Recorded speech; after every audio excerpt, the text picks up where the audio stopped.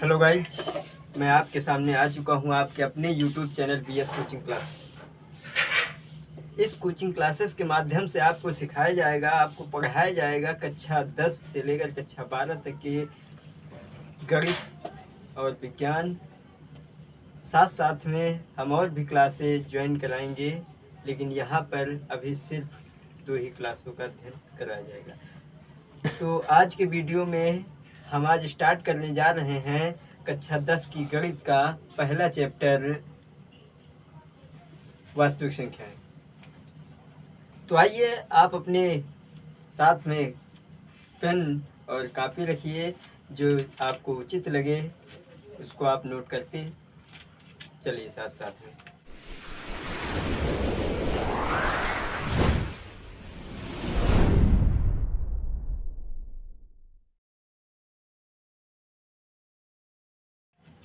तो आइए, आपकी स्क्रीन पे लिखा हुआ है अध्याय 1 वास्तविक संख्याएं।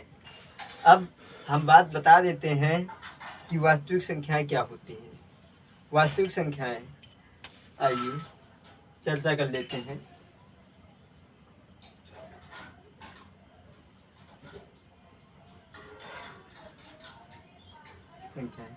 संख्याएं हमारी 2 प्रकार की होती हैं। एक होती है वास्तविक संख्याएं,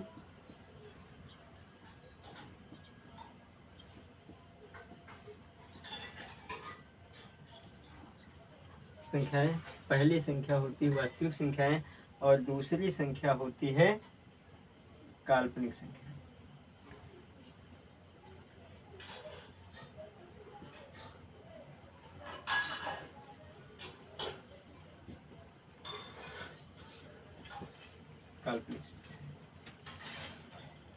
काल्पनिक संख्याओं जैसे कि मान लिया यहाँ दे दिया गया है x² + 2 = 0।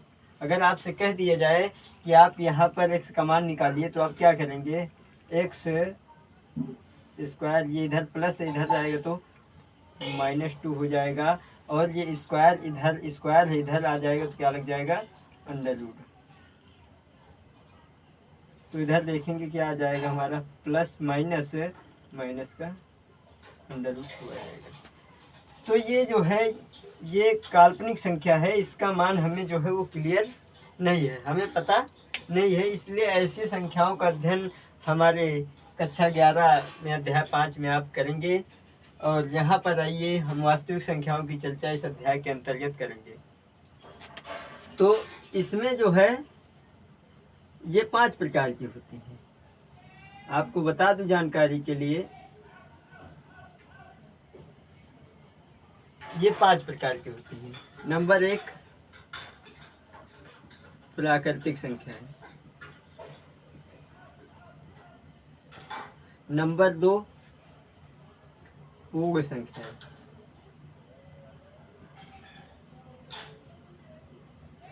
और नंबर 3 पूर्णांक संख्या है। नंबर 4 परमेय संख्या है। नंबर 5 अपरमेय संख्या है। आपको हम वास्तविक संख्याओं का थोड़ा सा इंट्रो दे देते हैं, इंट्रोडक्शन क्या कैसे होता है।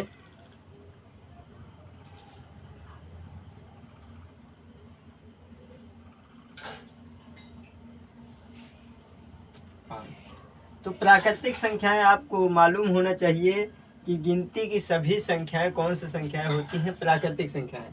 प्राकृतिक संख्याएं कहाँ से स्टार्ट होती हैं? 1 से, 1 है, 2 है, 3 है, डॉट डॉट डॉट ऐसे अनंत तक। ये हमारी कौन सी संख्याएं हैं? प्राकृतिक संख्याएं। लोग कहते हैं गिनती क्या 100 तक ही होती है? 100 तक नहीं होती, 100 के बाद 101, 102, 103, 1000, 2000, 3, ऐसे हम क्या करेंगे? गिनती आपके पिताजी गिन रहे हों, आपके पिताजी गिन रहे हों, और आप भी गिनिए, तो ये संख्याएं कभी भी ख़त्म होने वाली नहीं है। लेकिन शर्त है कि ये कहाँ से गिनी जाएंगी? 1 से। फिर तो सबसे छोटी प्राकृतिक संख्या क्या होगी? 1 होगी, लेकिन सबसे बड़ी प्राकृतिक संख्या हम नहीं बता सकते हैं। दूसरे नंबर पे है पूर्ण संख्याएं। पूर्ण संख्याएं 0 से प्राकृतिक संख्याओं के समूह में क्या जोड़ देने पर, क्या मिला देने पर? 0 मिला देने पर। अब कहानी 0 से स्टार्ट होगी। 2 है, 3 है, ऐसे डॉट डॉट डॉट। ये हम इसको थोड़ा सा, ये जो बेकार वाला है ये थोड़ा काम का नहीं है, इसको हम इरेज कर दे रहे हैं।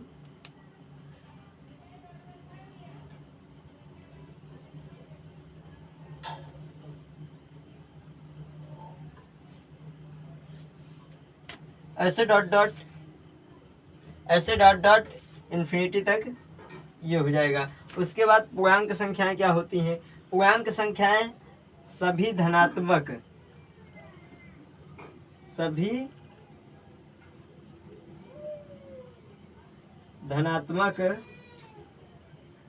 और 0 सहित सभी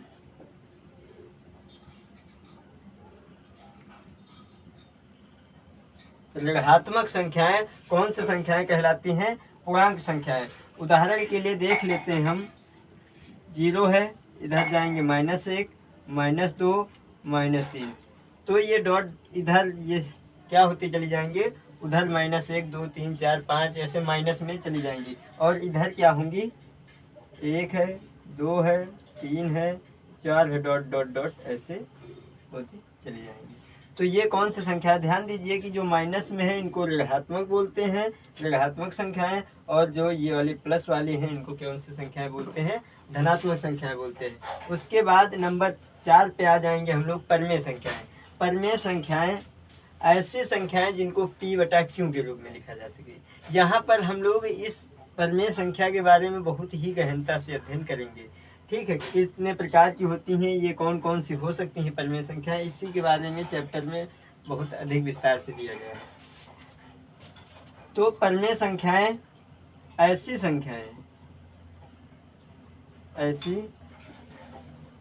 संख्याएं जो p/q के रूप में लिखी जा सके।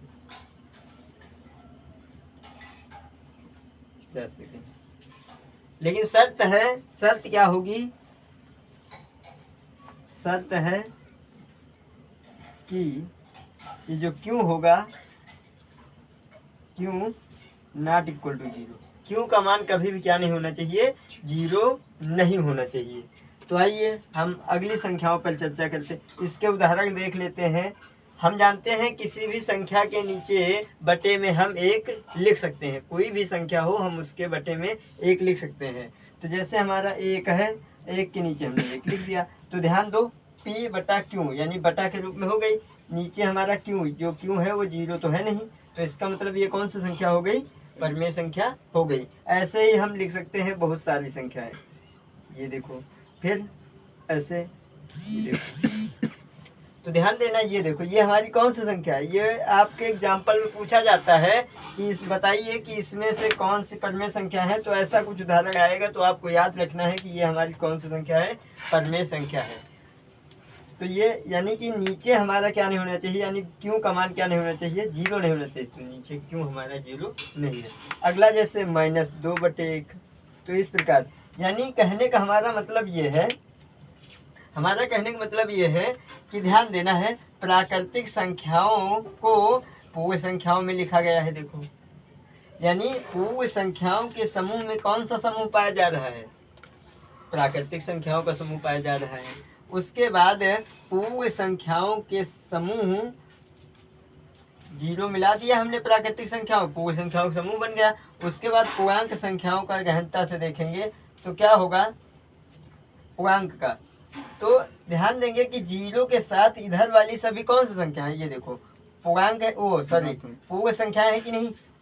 लेकिन उसमें कौन सी संख्या ऐड हो गई हैं? केवल -1, -2 ऐड हो गई।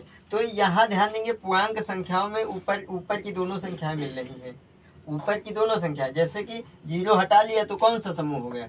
1 2 3 4 5, यानी कि पूर्णांक में ही कौन संख्याएं पाई जा रही हैं? प्राकृतिक संख्याएं। अब जीरो को मिला लेंगे तो कौन सी संख्याएं पाई जा रही हैं? पूर्ण संख्याएं। किसमें? पूर्णांक में ही पाई जा रही है हमारी कौन सी संख्याएं? पूर्ण संख्याएं पाई जा रही हैं। अब ध्यान देने योग्य बात यह है कि जो परिमेय संख्या है उसमें देखो एक हमारा कितना है? एक कौन सी संख्या है? प्राकृतिक संख्या है। और दो भी प्राकृतिक है। लेकिन ध्यान दो, जीरो कौन सी संख्या है? ये पूर्ण संख्या है। और एक भी हमारी पूर्ण संख्या है। तो मतलब ये है। और इधर ध्यान दो, माइनस तो किस में आया है? ये देखो केवल पूर्णांक में है। तो ये पूर्णांक वाली संख्याओं को, यानी पूर्णांक से सभी जितनी भी ऊपर संख्याएं हैं उनको हम किस रूप में लिख सकते हैं? परिमेय संख्या के रूप में लिख सकते हैं। कहने का मतलब ये है प्राकृतिक संख्याएं और पूर्णांक संख्याएं और पूर्ण संख्याएं, इन सब को किस रूप में लिखा जा सकता है? परिमेय संख्याओं के रूप में लिखा जा सकता है। और अपरिमेय संख्याएं ऐसी संख्याएं जो परिमेय संख्याओं के नियम का पालन ना करें। परिमेय संख्या के नियम का पालन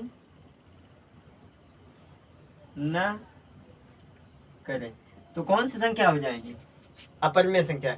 उदाहरण के लिए हम लिख लेते हैं √2 है, √3 है, √4 है। इसका भी यहाँ पर इस चैप्टर के माध्यम से इसका भी बहुत ही गहनता से अध्ययन दिया गया है। तो जैसे जैसे हम प्रश्नावली की ओर बढ़ते जाएंगे वैसे वैसे हम आपको विस्तार से बताते हुए चलेंगे। यहाँ हम आपको ये बात बता दिए हैं कि कौन सी होती हैं प्राकृतिक संख्याएं, क्या होती हैं प्राकृतिक संख्याएं।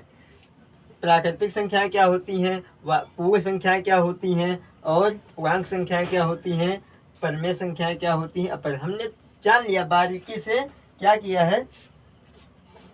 यहाँ 7 होगा। तो अपरिमेय संख्याएं यानी कोई भी अभाज्य संख्या है।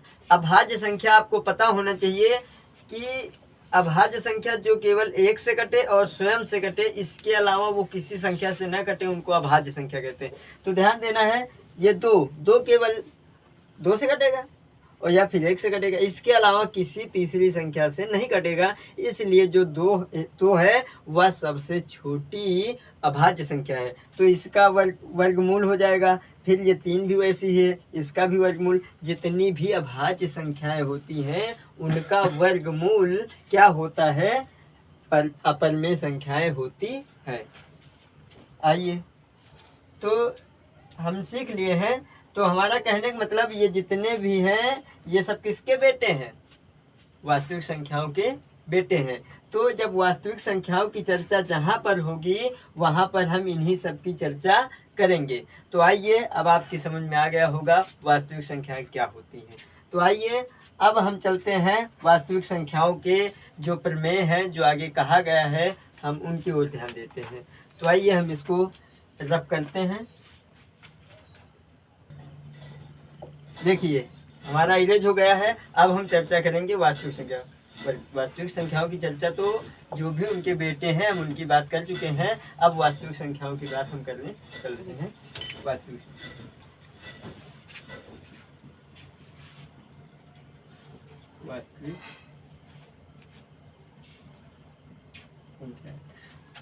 जो हमारा ये पहला अध्याय है, इस वास्तविक संख्याओं के अंतर्गत हम लोगों को केवल और केवल 2 परिमेय पढ़ना है, 2 नियम पढ़ना है। वो कौन से 2 नियम हैं आइए हम बताते हैं आपको। परिमेय संख्याओं के ये जो वास्तविक संख्याएं हैं इनके अंतर्गत हमें क्या पढ़ना है? केवल और केवल 2 थ्योरम पढ़ने हैं, 2 परिमेय पढ़नी है, 2 नियम पढ़ने हैं। वो कौन से परिमेय हैं आइए हम बताते हैं। नंबर 1 है यूक्लिड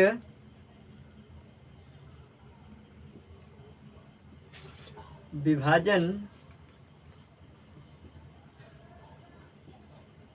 एल्गोरिथम।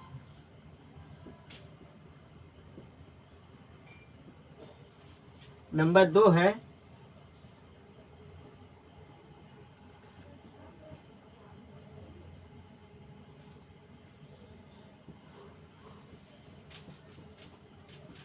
अंकगणित की आधारभूत प्रमेय, अंकगणित की आधारभूत प्रमेय। तो यहाँ पर जो हमारा है क्या होती है यूक्लिड विभाजन प्रमेय का कि हम चर्चा करेंगे यहाँ पर, और इसी के हम 1-2-3 सवाल बताएंगे। उसके बाद यूक्लिड विभाजन हो जाएगा, जब इसके सभी सवाल जब हो जाएंगे तब हम चर्चा करेंगे अंकगणित की आधारभूत प्रमेय। तो ये जो एल्गोरिथ्म है इसकी केवल चर्चा होगी, दूसरे नंबर की चर्चा अगले वीडियो में की जाएगी। तो आइए, तो क्या होती यूक्लिड विभाजन प्रमेय का?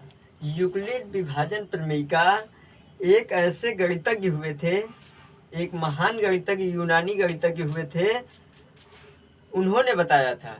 उन्होंने एक बात बताई थी, अपनी पुस्तिका में लिखा था कि यदि हमें 2 धन पूर्णांक संख्या दे दी जाए, 2 धन पूर्णांक संख्या दे दी जाए तो उनमें 2 नई संख्याएं छुपी होती हैं, 2 नई संख्याएं छुपी होती हैं। तो आइए हम लोग प्रमेय के माध्यम से समझते हैं कि वो कौन सी 2 संख्याएं छुपी होती हैं। आइए पता करते हैं।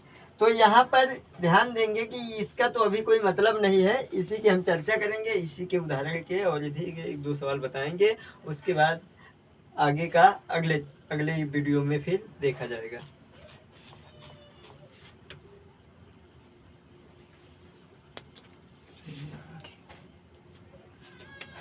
तो जो गणितज्ञ ने ये यूक्लिड विभाजन प्रमेय का या एल्गोरिथ्म दिया था, उनका नाम बता देते चलते हैं हम।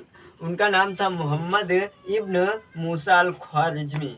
ख्वारिज्म से धीरे धीरे ख्वारिज्म से धीरे धीरे रगड़ते बन गया हमारा एल्गोरिथ्म, उन्हीं के नाम से बना है। ठीक है, मोहम्मद अल ख्वारिज्म से एल्गोरिथ्म बन गया है। तो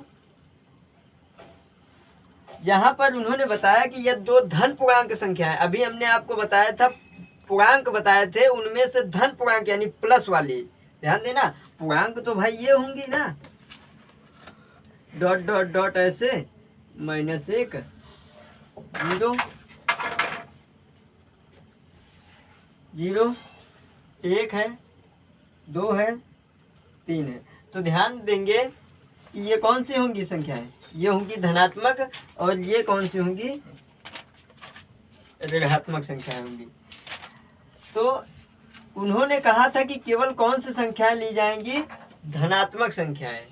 यदि हमें 2 धनात्मक संख्याएं दे दी जाएं तो उनमें 2 नई संख्याएं क्या होती हैं, छुपी होती हैं। तो आइए उनके कथनानुसार उन्होंने क्या बताया था देखते हैं।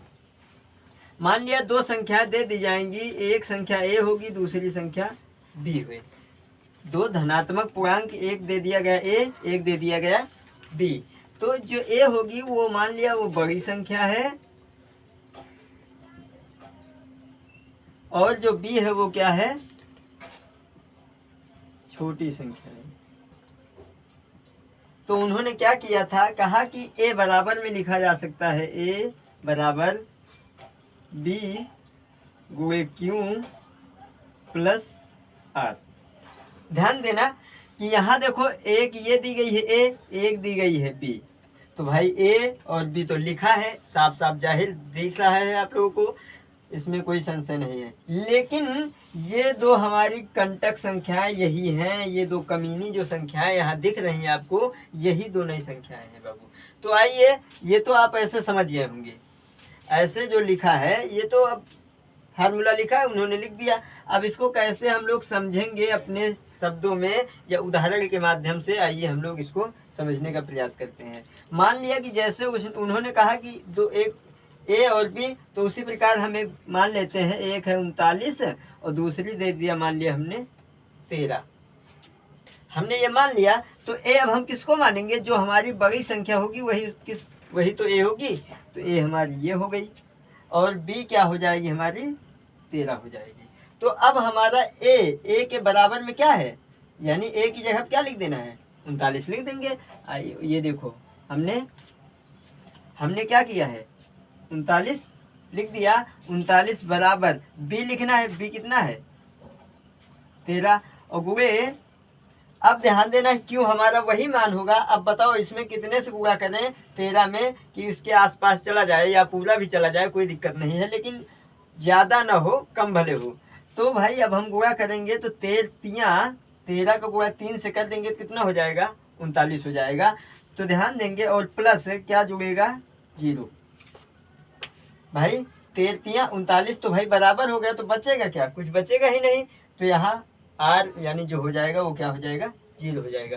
तो यहाँ से हमें एक सिद्धांत और निकल के आया है बाबू कि ध्यान देना है आर जो होगा, आर हमेशा 0 से बड़ा होगा, 0 से बड़ा होगा या 0 के बराबर होगा, और लेकिन बी से जो होगा वो क्या होगा, बी से क्या होगा हमेशा छोटा होगा, बी से हमेशा छोटा होगा। तो आइए अब हम जब सवाल लगाएंगे अगला, तब हम या उदाहरण अन्य बताएंगे या अपना चैप्टर स्टार्ट करने। अब हम समझ रहे हैं कि आपकी समझ में आ गया होगा, इसलिए ज़्यादा देर न करते हुए आइए हम अपनी प्रश्नावली पर आते हैं और सवाल लगाते हैं। चलिए पहला सवाल, इसको हम इरेज करते हैं और अपना पहला सवाल लिखते हैं। तो आइए देखिए आपकी स्क्रीन पर आपका सवाल लिखा हुआ है। पहला सवाल क्या कह रहा है कि आप देख लीजिएगा प्रश्नावली 1.1, उसके ऊपर जो निर्देश लिखा हुआ है पहले हम उसको पढ़ेंगे, उसके बाद सवाल देखेंगे। 135 और 225 का HCF ज्ञात करना है। ज्ञात करने के लिए कह रहा है यूक्लिड विभाजन एल्गोरिथ्म का प्रयोग करना है। इन दोनों संख्याओं का HCF ज्ञात करना है, लेकिन कैसे ज्ञात करना है, यूक्लिड विभाजन एल्गोरिथ्म के द्वारा इसको ज्ञात करना है। तो आइए हम लोग HCF ज्ञात करते हैं। तो सबसे पहले यूक्लिड विभाजन प्रमेय का तो आप लोग जान चुके हैं, कोई दिक्कत ही नहीं इसमें। और जो नहीं जान चुके हो तो जो आगे वीडियो आपने देख चुके हैं, जो आपको दिक्कत हो उनको कॉपी और पेन जो लेके बैठे हो तो उसको केवल लेके ही ना बैठो, उस पर जो नोट भी करते रहो बकायदे, तो और भी समझ में आएगा। ध्यान दीजिए। तो आपको बता दूं HCF क्या होता है। HCF वो संख्या होती है, जैसे किसका HCF निकालना है, 135 और 225 का। 135 और 225 का जो HCF हम निकालेंगे वो HCF क्या करेगा, HCF क्या करेगा, 135 और 225 को पूर्णतया विभाजित कर देगा।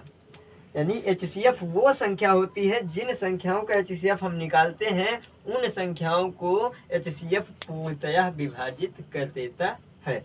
तो आइए ज़्यादा समय न करते हुए हम लोग लगाते हैं। तो हमने बताया था कि दो पूर्णांक संख्याएं धनात्मक दी जाएंगी, तो एक बड़ी होगी एक क्या होगी, छोटी होगी।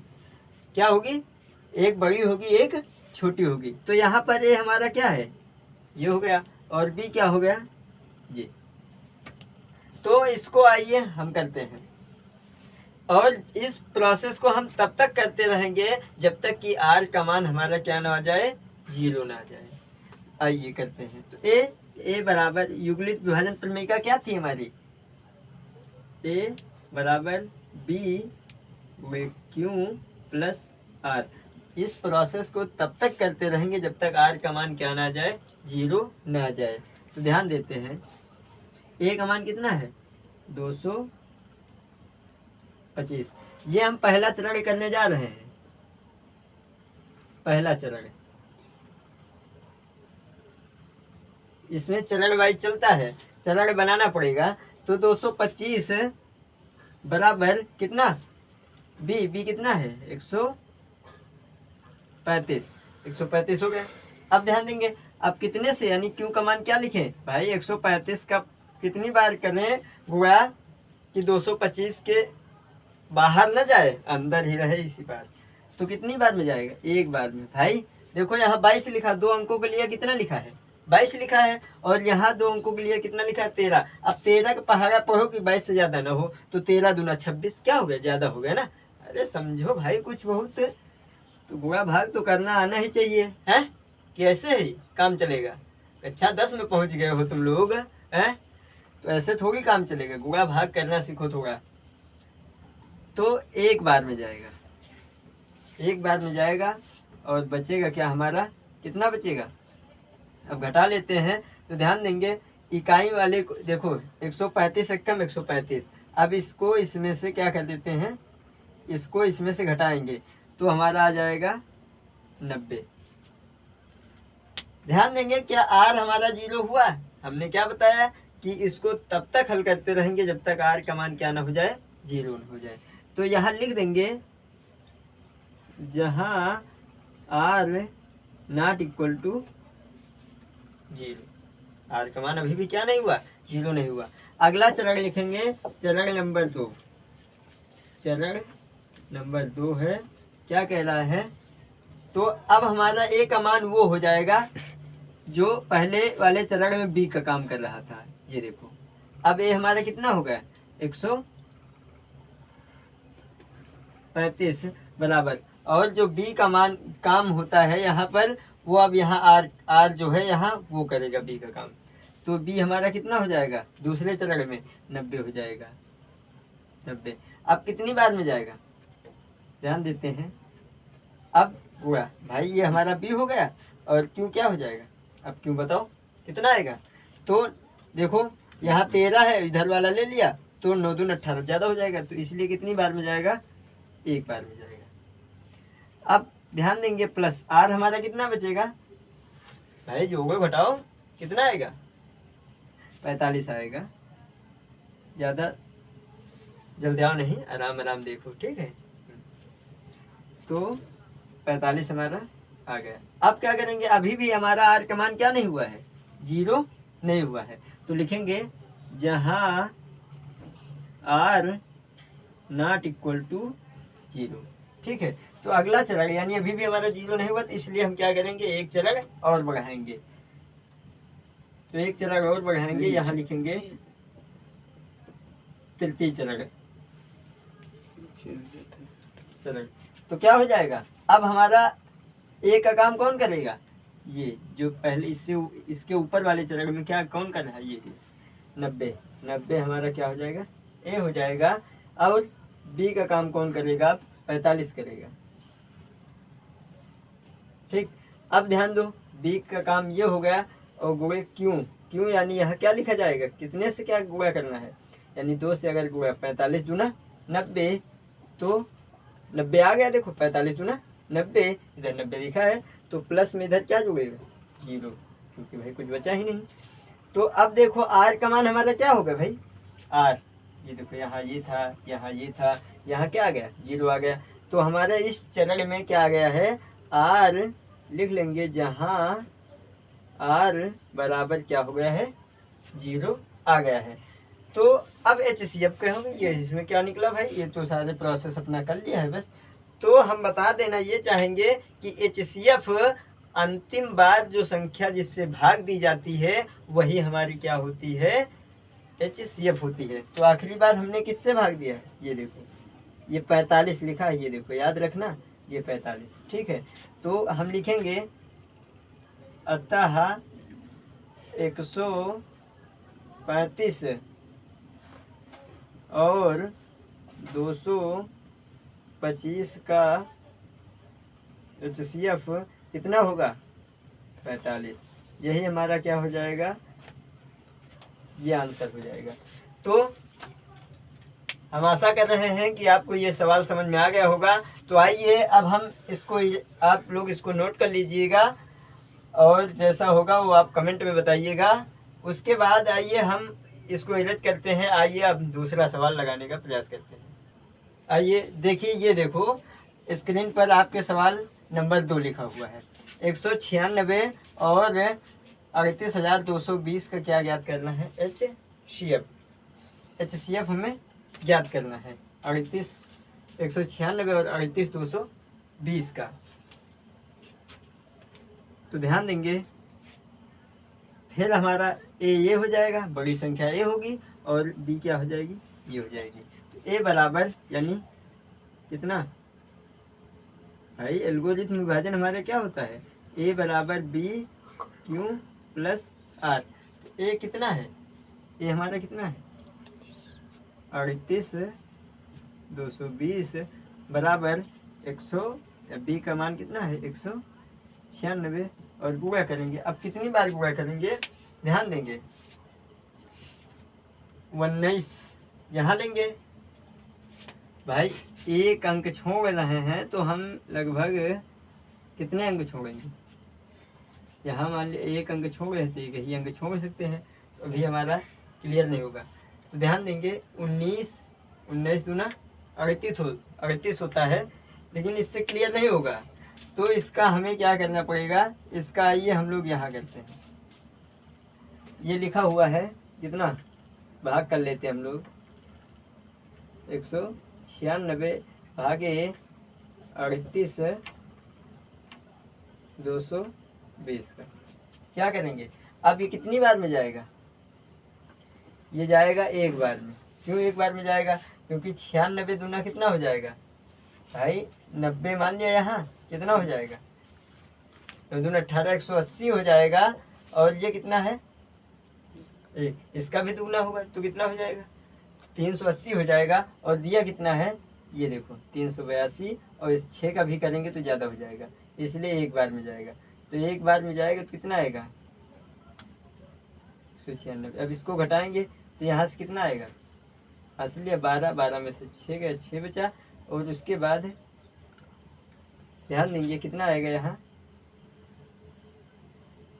7 बचा, 7 ये बचा है, और इधर से हासिल आया तो कितना हो जाएगा 17, 9 8 17 होता है 8, और इधर कितना आ जाएगा, यहाँ एक आएगा, एक हमारा आ गया। अब देखेंगे, अब ये 200 ये आ गया। अब अगला हमारा कैसे जाएगा, अब लगभग जाएगा, ध्यान देना है 186 है। 186 कितनी बार, अगर हम इसको करेंगे 9 से करेंगे तो 9 के आसपास जाएगा, कुछ फिर बच जाएगा। ध्यान देंगे 9 छाक 54 के 4 हो जाएगा, हासिल 5, 9 9 81, 81 5 86, 81 और 5 86, सॉरी 86 के 6 हासिल 8, 9 1 कम 9 9 8 17, ये हो गया। ठीक है, घटाएंगे, यहाँ बचेगा कितना 12 में से 4 गया तो 8 बचेगा, यहाँ बचेगा 5, यहाँ से ले लिया हासिल, कितना बचेगा, यहाँ से ले लिया हासिल तो कितना बचेगा भाई, यहाँ हो गया 15 में से 6 गया तो कितना होता है 9 6 15 होता है, यहाँ 7 ये कट।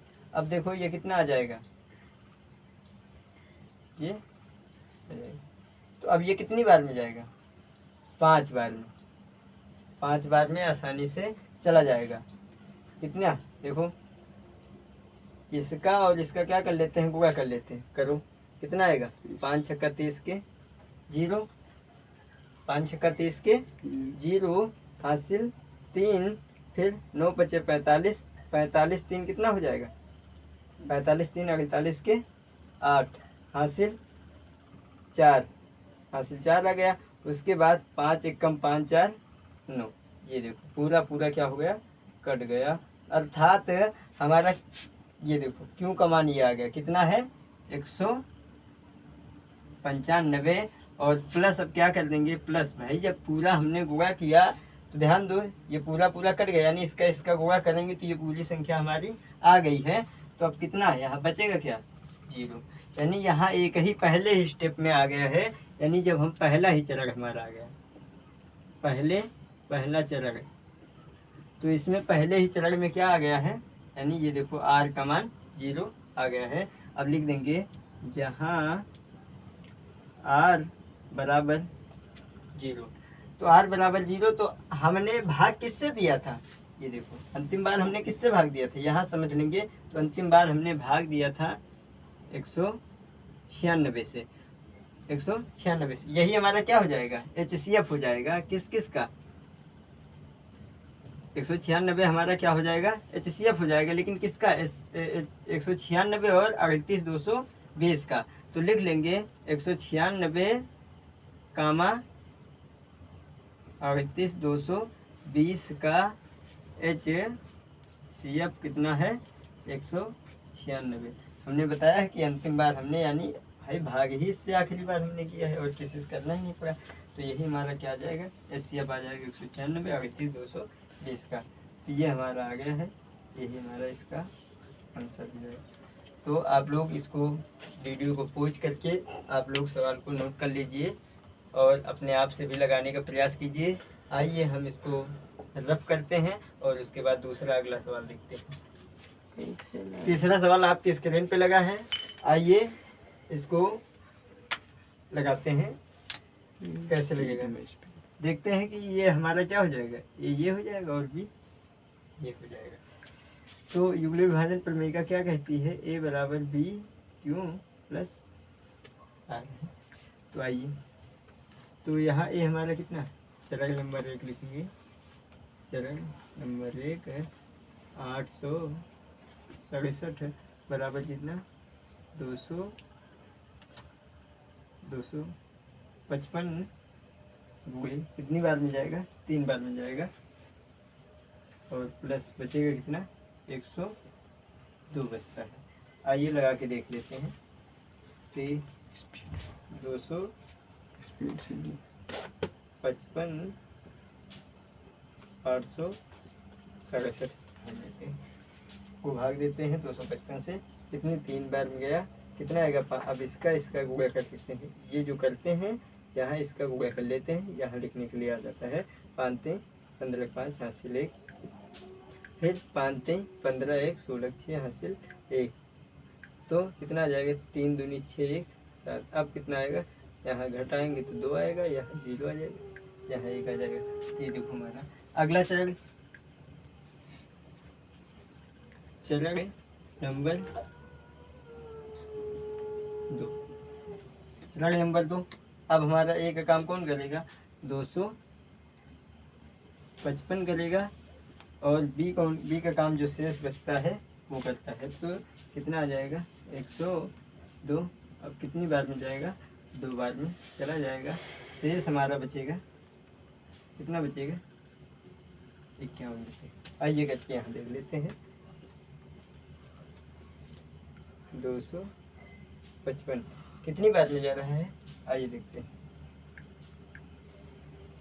ये 2 बार में जाएगा, 2 दूनी 4, और ये आ जाएगा कितना, 0, फिर 2 1 कम 2, तो यहाँ जाएगा 1, यहाँ जाएगा 5 घटाने पर ये कितना आ गया, 51 आ गया है। सॉरी, यहाँ हमने 55 लिख दिया था, आएगा कितना, 51 आएगा। फिर उसके बाद अगला चैप्टर, फिर R का मान यहाँ क्या नहीं हुआ, 0 नहीं हुआ, जहाँ R नॉट इक्वल टू 0, यहाँ भी R का मान क्या नहीं हुआ, R नॉट इक्वल टू 0, जहाँ R नॉट इक्वल टू 0। तो अगला चरण करेंगे, चरण नंबर 3, चरण नंबर कितना, तीसरा चरण। अब तीसरे चरण में हमारा A का काम कौन करेगा, 102 हमारा A का काम करेगा, 102 A का काम करेगा, बराबर B कौन हो जाएगा, 51।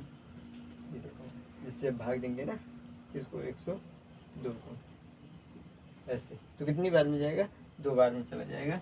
51 दूना 102 होता है, और प्लस शेष कितना आ जाएगा, 0 आ जाएगा। तो अब क्या करेंगे हम, यानी कि R बराबर क्या आ गया, R बराबर 0, जहाँ R बराबर क्या आ गया है, 0 आ गया है। अतः